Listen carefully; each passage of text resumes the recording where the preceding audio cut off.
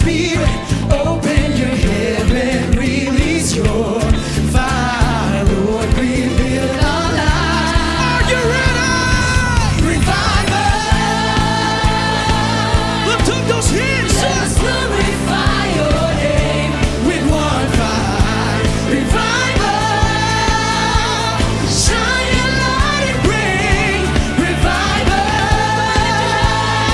Yeah. Let us glorify your name with one fire. Revival. Shine your light and bring revival. Pour it out, God.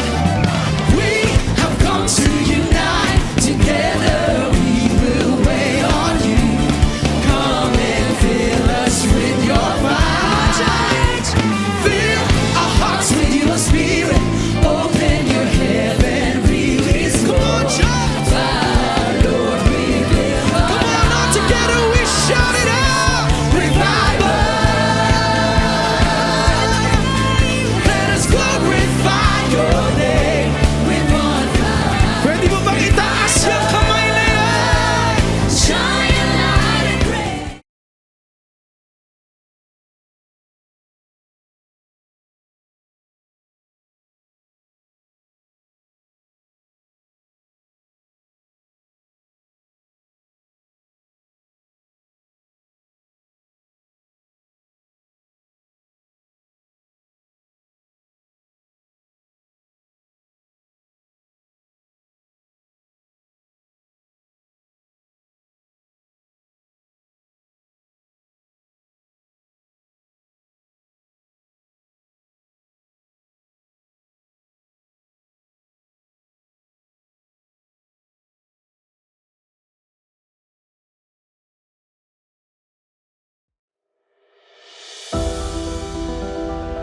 From the spark of initiate came a movement, a step of faith, a simple yes to God. What we began, He is now enabling.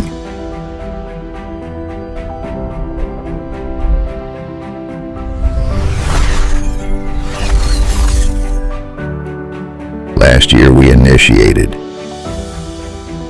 worship, outreach, relationship, discipleship, small steps, big purpose.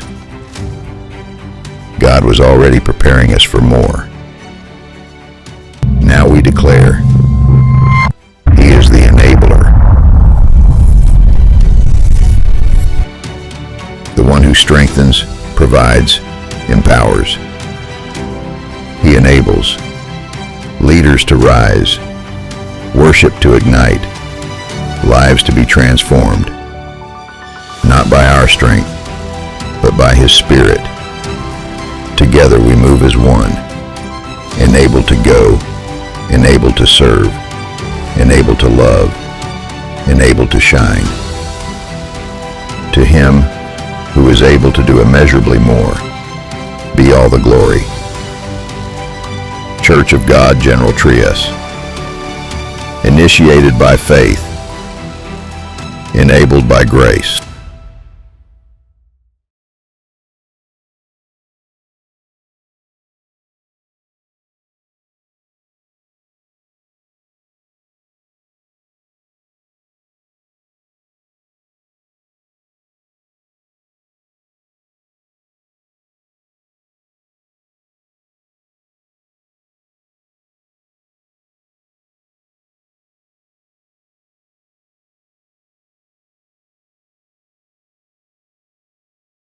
Praise God. Amen. Hallelujah. Good morning po. Ayan. Sige po, makakaupo na ang lahat. Pwede ba nating bigyan ng palakpak ang Panginoon? Minsan pa. Thank you, worship team, sa pangunguna po ninyo. Ayan. Say hello naman sa katabi. Ayan. Baka naman hindi pa natin kilala, no? Welcome din natin yung ating mga bagong kasama. Meron po ba tayong bagong kasama ngayon? Mukhang wala, no? Okay, so, this is not an ordinary Sunday, no? Kasi meron tayong divine appointment kay Lord sa araw na ito. Naniniwala po ba kayo doon? No? Pakituro nga yung katabi. Ayan. Sabihin mo, meron kang divine appointment kay Lord. Ayan. Pakituro yung sarili. Sabihin mo sa sarili mo, congratulations! Kasi inuna mo si Lord. Ayan. Hindi mo ginawang leftover ang ating Panginoon. Amen po ba? So sige, isang palakpak sa Panginoon. You chose to worship the Lord over yung mga excuses po natin. Hindi po ba? Masarap, matulog. Amen? Lalo na yung mga working. Hindi po ba? Araw ng Sunday, yun lang sana ang pahinga. Pero nandito ka ngayon. No? Para makinig sa salita ng Panginoon. Kasi po'y wala pong sayang, no? Sa pakikinig sa salita ng Diyos. Amen? Wala pong sayang sa presensya po ng Panginoon. Amen po ba? Ayan. So sabi muli sa katabi mo, gusto mo bang mapagpala ngayon? Ayan. Let us bless the Lord. Amen? I-bless natin si Lord ngayong umaga pong ito. Amen? Okay. So, may papakita po ako dito. Sino pa yung hindi po nag-lunch ngayon? Yung hindi pa kumain ng almusal o kaya lunch. Di ba? Pangat, no? Masarap po yan, di ba? Kamatis, no? Laga lang, may kamyas. Pero alam niyo po, hindi po yan yung tinutukoy ko. Kundi ito, no? Mas masarap. Pero alam niyo po ba, anong napupunan ninyo sa mga ito? Ang tawag po dito ay mga leftover. Pakisabi nga po ng malakas, leftover. So, ayan. Kwento ko lang po, yung aking pong boss doon sa pinapasukan ko, ay ang ginagawa po kasi niya, nagluluto siya pag pumupunta doon. Or kapag hindi naman po siya nakakapunta doon, hinahatiran niya ako ng pagkain. So, nung minsan, ilang araw po siyang hindi nakapunta, itong week na to actually, at nung dumating siya doon, ang sabi niya sa akin, ano yung inulam mo? Mayroon ka pa bang ulam? Sabi ko, meron, wag kang mag-alala, meron pa. Pangat, no? Pangat, yan. Pangatlong init. Kasi nga, ginagawa ko, ako lang naman ang kumakain doon. So, pag may tira, lalagay ko sa ref. Pag kakain, init ulit. Minsan umaabot ng 2 o 3 beses kong iniinit. Hindi naman napapanis, nasa ref naman. Kaya pangatlong, init po yung kinakain ko minsan. Halimbawa po, no, pumasok kayo sa isang expensive restaurant, no? Mamahaling restaurant. Umorder kayo ng pagkain, pero pagdating ng order ninyo, ang hain ay leftover. Amen? Yung tira-tirang pagkain ang nilagay doon sa inyong dining table, doon sa table mismo. No? Ngayon, hindi po ba parang nasaan naman ang hustisya nito? Bakit ito yung inihain sa akin? Amen? Yung hindi bago, kundi tira na, no? Kumbaga ay sabihin natin na hindi siya fresh na naluto. Amen? So, kung atin pong iisipin, and they expect you to pay the same amount. Kung ano yung nakalagay dun sa menu, no, let's say kung ang amount niya ay 199 pesos, hindi po ba? They expect you to pay the same amount, the same price. Ngayon, syempre, parang insulto yon sa atin, di po ba? Parang tatanong ka, how can you charge me with the leftover? Di ba? Paano mo ko ita-charge mo ako ng leftover? Hindi po ba? Kung isipin natin, no, kung titingnan natin ang Panginoong Hesukristo, di ba? Parang, minsan binibigyan natin si Lord. Alam mo yun, yung mga tira-tira natin. Diba? Leftover na Jesus Christ paid the high price, giving up His life para sa atin for a leftover. Amen? Na siguro kung tatanungin natin mismo yung ating Ama sa langit, no? Na hindi niya in-spare yung kanyang anak, na ibinigay niya voluntarily for the salvation, and then ang matatanggap lang na ibibigay ng tao ay mga tira-tira. Amen? Mga leftover, yun po yung ibibigay. So dito, no, sa umaga pong ito, hayaan natin na mangusap po ang mensahe ng Panginoon. Na 'di ba, kung titingnan natin, ang laki ng presyo na ibinigay ng Panginoon sa atin. And then, ano yung ibabalik natin? Ano yung ino-offer natin sa atin pong Panginoon? We offer unworthy things. Di po ba? Leftover time, leftover attention. Ano pa? Leftover faithfulness. Lahat leftover. Amen. Nakaka-relate po ba tayo? Ano ba yung ino-offer natin kay Lord? Baka tira-tira ito. Baka leftover ito. So dalangin po natin ngayong umaga ay mangusap sa atin ang mensahe po ng atin pong Panginoon. In the book of 1 Corinthians chapter 3, verse 13, each man's work will become evident, for the day will show it because it is to be revealed with fire. And the fire itself will test the quality of each man's work. Okay? Makikilala ang uri ng gawa ng bawat isa sa araw ng paghuhukom, sapagkat mahahayag sa pamagitan ng apoy kung anong uri ang ginawa ng bawat isa. Title po natin today, What's Left? Amen? Ano ba yung natira? So tayo po na ay manalangin. Lord, amin pong ibinibigay sa inyo ngayon ang pinakamataas na papuri, Panginoon. Salamat, Panginoon, sa mga kapatid ko na nandito ngayon kasama ko for this wonderful people, Panginoon, na ngayon ay sumasamba, nagpupuri, at nagnanais na ikaw ay muling makatagpo sa umagang ito, Panginoon. Dalangin po namin, Lord, muli mangusap ka sa pamagitan ng inyo pong mga salita. At tunay nga, O Diyos, na kung papaano kami nakikinig at kung papaano kami nagbabasa ng iyong salita, Lord, binabasa rin kami nito.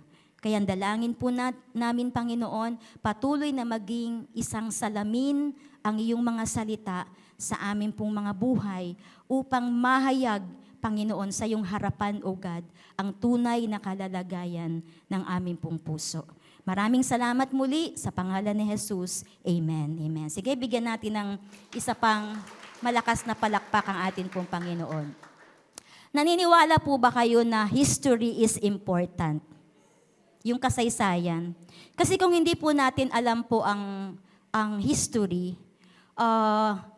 we are doomed to repeat the same mistakes. Amen? Kung hindi natin alam ang nangyari sa nakaraan, ay maaaring maulit ito sa kasalukuyan. So, kaya natin to inaalam, hanggat maaari po nating maiwasan, matuto tayo sa mga nauna sa atin. And this book of 1 Corinthians, no, na letter ni Paul, ay it teaches us na kung ano yung nangyari noon within the church, ay nangyayari din po sa mga mananampalataya ngayon. Kaya nga kung pwede po nating iwasan, no, yung mga bagay at yung mga mabibigat na consequences na nangyari po sa kanila noon, no, dahil sa kanila pong mga maling gawa, gawin na natin by learning their lives at paano po nila yung tinuwid. Yun po yung atin pong lalakaran. So, dito po sa chapter 3 na ito, this is a chapter of confrontation, merong rebuke, no?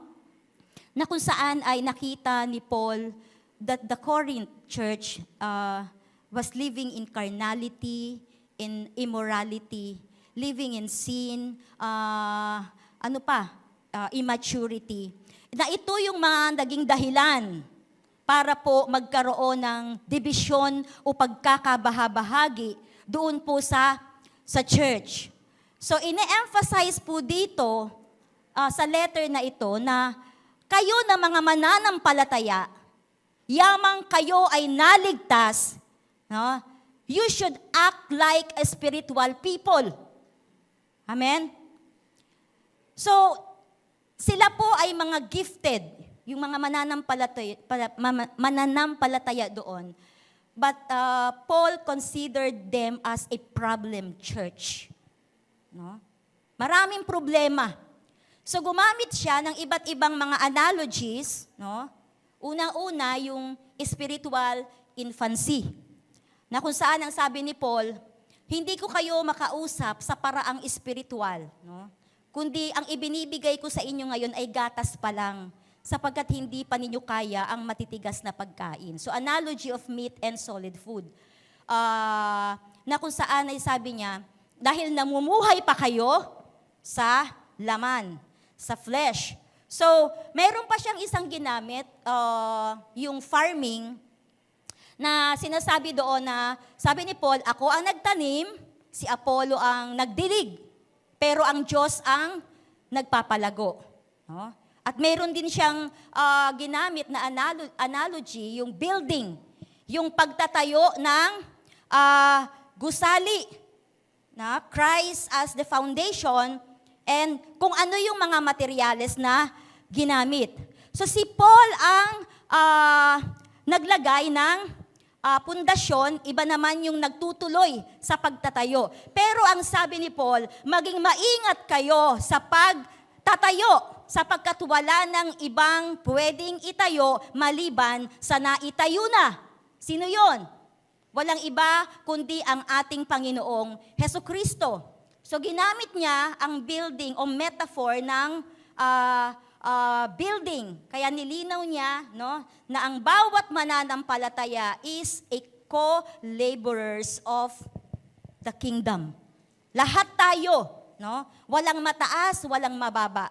Lahat tayo ay manggagawa ng atin pong Panginoon. So, sa pagtatayo in building a foundation, ano po ba ang karaniwan pong ginagamit? Sa verse 12, now if any man builds on the foundation with gold, silver, precious stones, wood, hay, and straw. May gumagamit daw po ng ginto, pilak, at mga mamahaling bato. No? At may gumagamit din ng kahoy, dayami, at mga pinagapasan. So ano po ang sumisimbolo sa precious stones? Of course, ito po yung mga bagay na costly. No?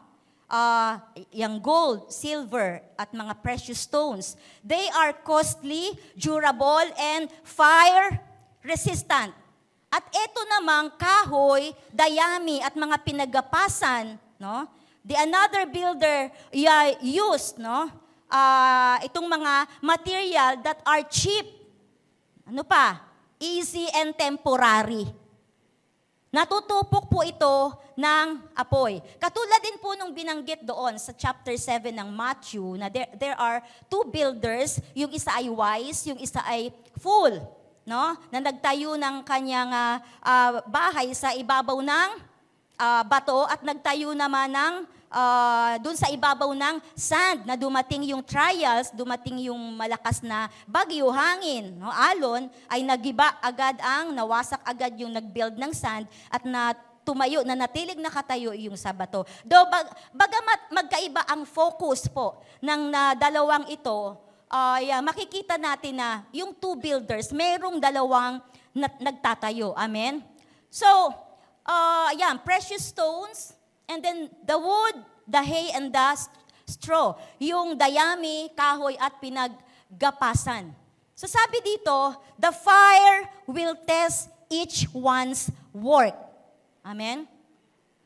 Balikan natin yung text. Each man's work will become evident, for the day will show it, because it is to be revealed with fire.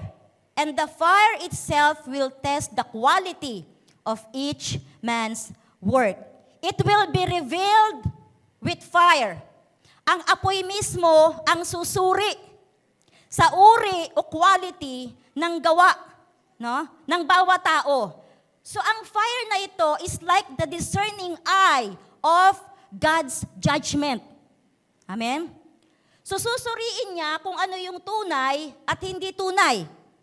Kung ano yung useless at kung ano yung useful.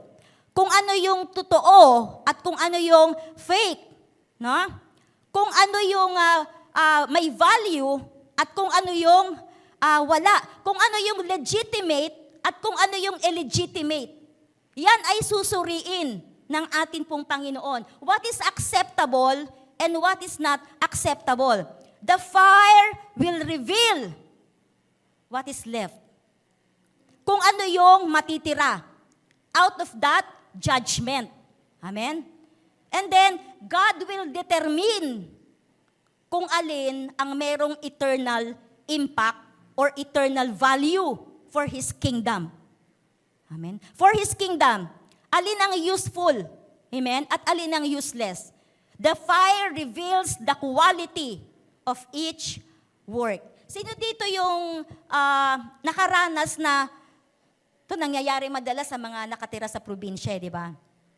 Di ba sa probinsya, makikita ninyo yung mga kahoy, yung mga sanga na nalaglag, nandyan lang sa ibabaw ng lupa, no? Natutuyo na lang ng kusa. Kaya nga 'di ba kapag gagawa sila ng halimbawa yung lutuan sa likod ng bahay, 'di ba? Ang panggatong nila yung mga tuyong kahoy. So napakadali kasing kunin at hanapin. Tuyong kahoy, dayami, 'di ba? At yung mga pinaggapasan. Napakadaling hanapin 'yan. Why? Nandyan lang sila sa ibabaw. But if you are looking for valuable things, sa mga bagay na may value, costly, you have to dig. Amen? Kailangan mong magdig. Kailangan mong magpala. Kailangan mong, like yung ginagawa ng mga nagmimina, na naghahanap ng ginto, pupunta sila sa napakadelikadong mga lugar at maghuhukay, no? Buwis buhay. Why? Kasi yung hinahanap nila is very costly and valuable. Amen? So, unlike dun sa mga bagay na natutupok at nasisira. So, the church built on Jesus, ang member po dapat would be mature, spiritually sensitive, and doctrinally sound. Ang Corinth po was, ito yung iglesia na kung saan filled with works, no? Made of wood, hay, and straw. Kaya namin silang problema. Immature, insensitive, no? At very vulnerable sila pagdating po sa mga wrong doctrine. Yan yung binabanggit sa chapter 3, verses 1 to 4. That's why marami po sila pong naging problema. No? The local church, katulad po natin, should be committed to Christ. Amen? Are you committed to Christ? Amen? Because He is our base.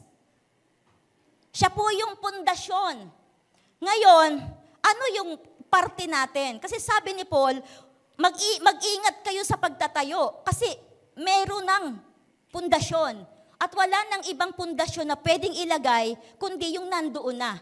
Ibig sabihin po, tayong mga mananampalataya, tayo lang yung magtutuloy.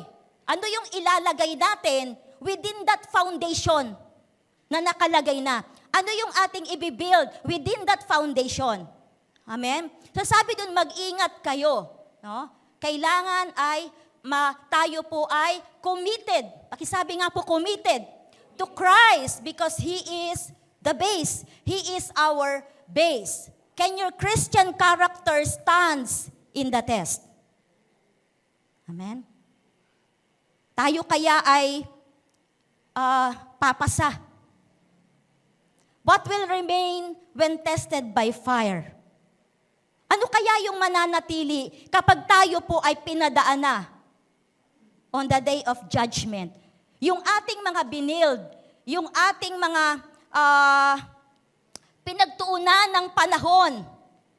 No? Pag dumating yung araw, nahaharap tayo sa dakilang hukom at tayo po ay pinadaan na, no? Doon sa discerning eye of His judgment, ano kaya ang maiiwan?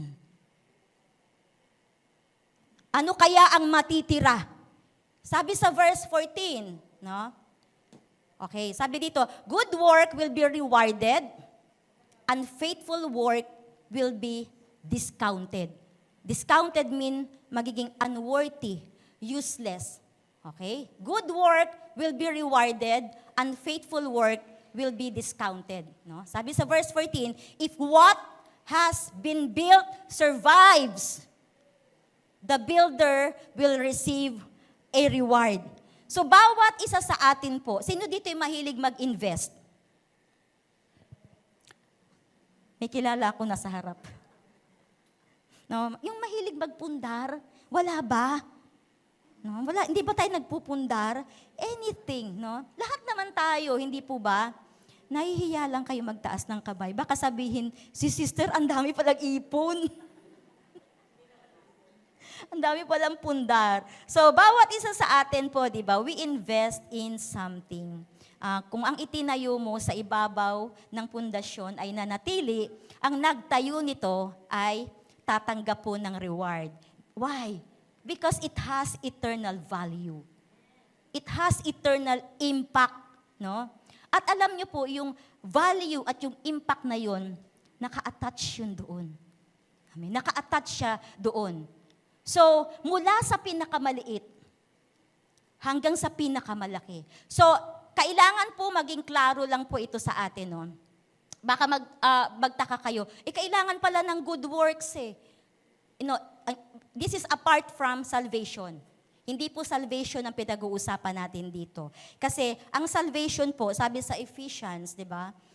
8-10, 2:8-10, for it is by grace you have been saved through faith. No, dahil lang sa biyaya ng Diyos, tumanggap ka ng regalo, libre, dahil ikaw ay nanampalataya, and this is not from yourself. Hindi dahil sa sarili mong galing, sa sarili mong gawa, it is a gift. It is the gift of God, not by works. Okay? Para maging malinaw, so that no one can boast. Hindi ka pwedeng magbalaki kasi tingnan mo nga naman, kung meron ka naman talagang kakayanan na isave yung sarili mo, magmamalaki ka. Pero hindi nga eh. Only by grace, no, through faith, gift, regalo ng Diyos, not by works, so that no one can boast. Ngayon, pagdating ng chapter 10, sabi dito, for we are God's handiwork, created in Christ Jesus to do good works, which God prepared in advance for us to do. So, malinaw to, kailangan maging klaro. Ang kaligtasan natin ay wala pong kasamang mabubuting gawa. Okay? Kaya lang, sabi dito, after na ikaw ay maligtas, magbubunga ka ngayon ng mabubuting gawa. Magpo-produce ka ngayon ng good works. Na sabi doon ay inihanda na to ng Diyos in advance na gagawin mo. So, ibig sabihin po, kailangan muna na manampalataya ka, that is the root. Ngayon, magkakaroon ng fruits. Yung salvation na yon. And that is the good works. Nakukuha po ba natin? So, ang tanong, how will God judge what I do today? No? Paano ba niya hahatulan o susuriin yung lahat ng atin pong ginagawa? Mula noon na tayo po ay nakakilala sa Lord. Hanggang sa ngayon. Saan ito nakapundasyon? Amen? How will God judge what we do today? Amen? Sa verse 11, sabi, for no one can lay any foundation other than the one already laid. Ito yung binanggit ko kanina. Which is Jesus Christ. So there is only one foundation for the church. Kasi kung hindi po si Kristo ang pundasyon, that is not a church at all. Amen? Kung hindi si Christ. So walang ibang maaring maitayong pundasyon, no? Kundi yung naitayo na. But one can build unworthily. Yun yung sabi ko na andun yung pundasyon, ngayon, ano yung gagawin natin? Tayo ngayon yung magpapatuloy. Ano yung ilalagay natin? But one can build worthy and the other build unworthily. Hindi maayos, no? Na pag ito ay susuriin po ng Panginoon, ito ay walang value. Walang impact sa kanya pong kingdom. Example, si Lot. Hindi po ba? Si Lot is a successful businessman. Kasi nung sila ni Abraham, no, ang pinili niya ay yung lugar na kung saan ay sagana na. Mayaman. No? Dun sa lugar na yon. I think in Zoar. No? Ngayon, dumating yung araw, yung judgment ng Panginoon. Nang sabi doon, Abraham, kung may makita kan 10 katao, na matuwid, hindi ko itutuloy ang paglipol sa Sodom and Gomorrah. Kaya lang ay walang natagpuan. And then, ano nangyari? Pagdating ng judgment ng Lord, lahat ng anumang meron na yaman, si Lot at ang kanyang pamilya, everything was lost. Amen? Lahat po ay natupok nung nagpaulan ng apoy ang atin pong Panginoon, kasama po yung kanya pong asawa. The reason, he was too attached to earth. Amen? Attached to earth, no? Na-compromise si Lot dun sa kanyang environment na full of sin, no? And compromised. Naging useless ang lahat ng kanyang gawa sa harapan po ng Panginoon. But thanks sa grace ng Panginoon dahil siya po ay in-spare ng Lord because of Abraham. Amen? Because of Abraham. Yes, nandito po tayo sa mundo. Hindi against po ang Diyos sa mundo. Hindi po against ang Diyos na namamaximize po natin yung lahat ng potential na wala naman ding ibang nagbigay, kundi ang atin pong Panginoon. But be sure, make sure that you build your building on a right foundation. Amen? Tamang pundasyon. No? Ang tanong sa atin ngayon, ano ba ang ibinibigay natin sa Diyos on a daily basis? Amen? Sa pang-araw-araw nating ginagawa, sa pang-araw-araw nating buhay, ano yung ino-offer natin kay Lord? What you say, what you do. Amen? Yung lumalabas sa bibig mo, yung iyong mga gawa, no? On a daily basis. Isipin natin po yan, ano yung inihahain natin sa Panginoon na kung ito po ay idadaan sa test of fire ng Panginoon, no? Ano po kaya ang matitira? May meron kayang matitira at maiiwan. Imagine a burger. Diba? Sino yung mahilig sa burger?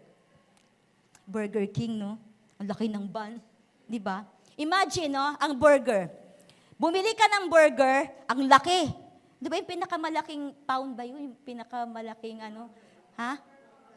Yung mga mahilig na bumibili ng burger, di ba? Ang laki-laki ng bun, ang palaman ay talagang nakakaakit, no? Kainin, no? Kaya lang, isipin, imagine with me, kapag ito ay heated with fire, pinadaan, di ba ang nakikita natin? Nagme-melt, no?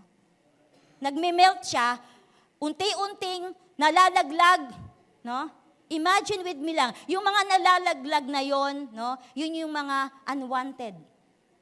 Okay? At inaasahan mo na kakainin mong burger, di ba? It shrink. Lumiit na ang akala mo, yung kanyang palaman, yung pati niya ay kasiglaki pa rin ng ban, pagtingin mo, kapiraso na lang. Why? Kasi natunaw. Huh? It melts. Nagme-melt. Ganon din po kaya yung mga gawa po natin. When heated with fire, at kung ito ay idadaan na ng Diyos on the day of judgment, ano po kaya yung maiiwan? Ano po kaya yung matitira? Maaring 10 years, 20 years, 30 years ka ng Kristiyano, no? Pero pag pinadaan ka sa apoy para ma-determine kung ano yung may eternal value, tulad po ng burger na ito, baka ito ay mag-shrink. No? Kasi hindi po yan sa patagalan. No? Pasunuran. Ano po? Hindi po sa patagalan yan, mga kapatid. In verse 15, If it is burned up, the builder suffer loss, but yet will be saved, even though only as one escaping through the flame. Okay?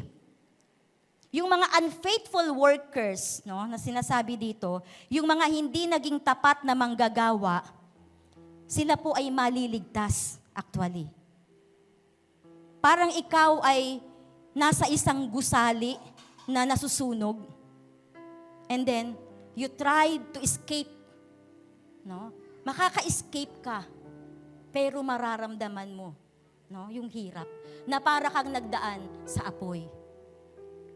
And yes,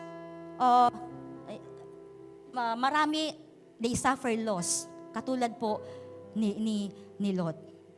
Amen? So, lahat ng accomplishment po natin, everything, mga successes natin, yan po ay walang value pagdating ng araw kung yan po ay ginawa natin na hindi makakapagbigay ng kapurihan sa Panginoon. Amen? Hindi po ba tayo po kapag nagpo-post tayo ng mga pictures, no? Or kapag tayo po ay gumagawa ng mga videos, example na lang yung mga pinopost natin sa page, karaniwang nilalagay natin mga highlights. Amen? Yung mga magagandang pictures lang. Yung highlights lang, let's say, ng mga events. At hindi natin inilalagay lahat. Bakit? Amen? Alam niyo po ang Panginoon, kapag dumating ang day of judgment, everything will be exposed. Amen? Whether good or bad. Hindi lang po highlights, no? Ang titingnan ng Panginoon. Hindi isusort ng Panginoon kung ano yung maganda. Hindi isusort ng Panginoon yung mga ayaw, yung mga gusto lang niyang suriin at makita. Amen? Pagdating sa araw na yon, sa harapan ng ating hukom, everything will be exposed kung alin ang maiiwan na may eternal impact and value. Di po ba? Kaya nga ano po yung sabi ni Paul in 2 Corinthians chapter 5, 9 to 10. So we make it our goal. Amen? To please Him, Jesus, whether we are at home in the body or away from it. For we must all appear before the judgment seat of Christ, so that each of us may receive what is due us for the things done while in the body, whether good or bad. Amen.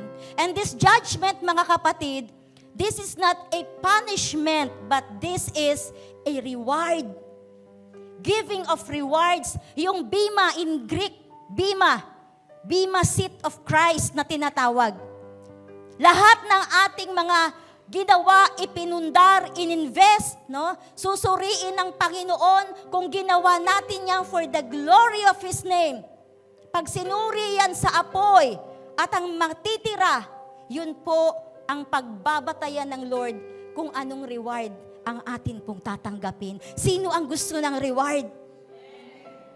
Amen. So make sure that everything we do is built on the foundation, on the right foundation. Walang iba kundi ang atin pong Panginoon. Amen. Sabi dito, may receive what is due.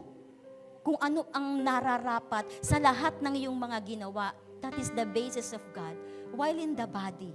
Kaya sabi ni Paul, this is my desire. Ito yung pinaka-goal ko, sabi ni Paul, to please God. No? Sino dito yung may desire na lagi mong i-please ang Panginoon? Sa lahat ng iyong ginagawa. Amen? Yun lang sabi ni Paul, ito yung desire ko, ito yung goal ko, ito yung pinakananais ko.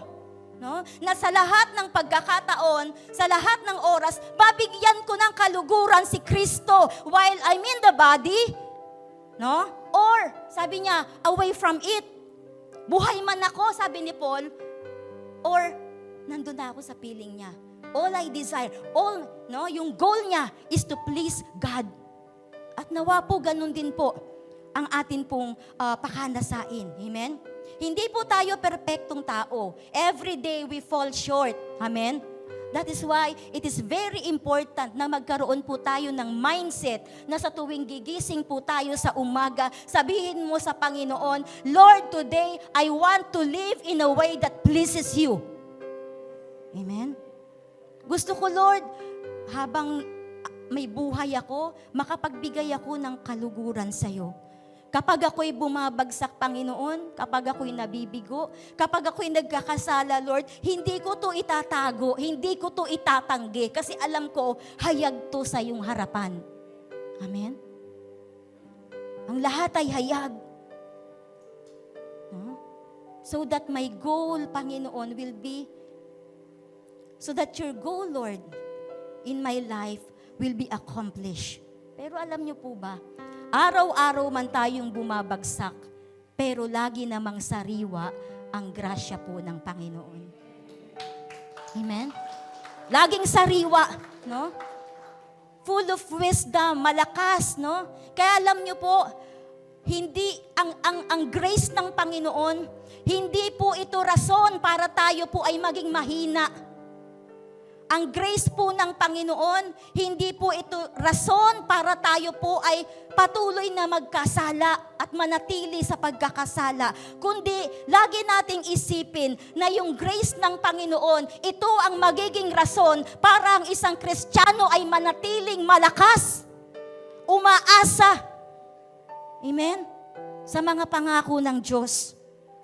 So sa pagharap natin, no, sa ating Diyos, sa hukom, susuriin niya, hindi lang po yung highlights, hindi lang yung picture na maganda, hindi lang yung screenshot na maganda ng buhay natin, kundi the whole picture of what we do in our lifetime. Amen? So anong gagawin natin? Let us be vigilant to keep Christ as the foundation of this church. Amen? Make sure that the building blocks of doctrine po is shaped on the foundation we lay. Ano pong ibig sabihin po nito? Amen? You cannot build straight, no, doctrine on a crook foundation. Hindi ka pwedeng makapag-build ng tuwid, no? Ng tuwid na paniniwala o aral sa baluktot na pundasyon. Amen? Same as you cannot build eternal truth on temporary beliefs. Amen? So one day, tayo po ay haharap at lahat ng atin pong itinayo will be tested. The whole life, our whole life will be tested. Ano man ang naging accomplishment, position, title, success, lahat po ng yan ay temporary. Only what is done for Christ will remain. Amen? So let us ask ourselves, no? What will be left when the fire comes? Ano kaya ang maiiwan? Hindi po ba? Katulad ng kinang ng ginto, kapag yan ay nasa apoy, mas lalong nakikita ang value at ang kinang nito. Amen? Unlike dun sa mga bagay na unworthy, na sandaling natutupok, pag ito po ay dinaan po sa apoy. Yung may value.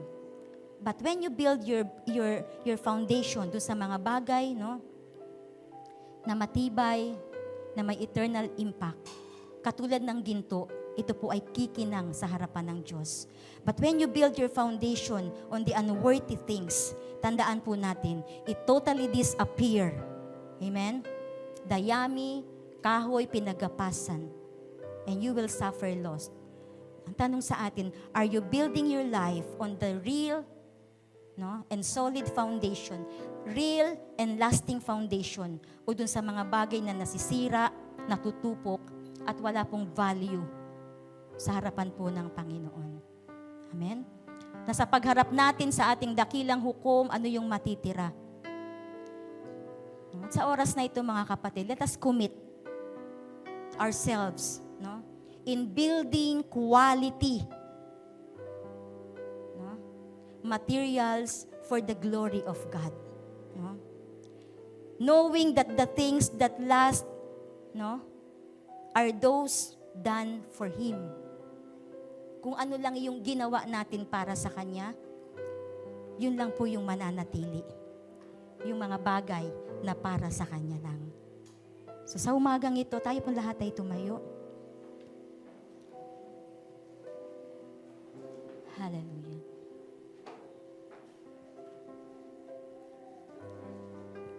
At tayo po ngayon ay mananatili lang sa atin pong upuan. At ang gagawin po natin ngayon ay tayo po ay magpapasuri sa Panginoon. Na ngayon pa lang, kausapin na natin si Lord. Lord, ngayon pa lang, suriin mo na ako. Ipaalala mo na yung aking mga gawa na ininvest mula noon hanggang ngayon.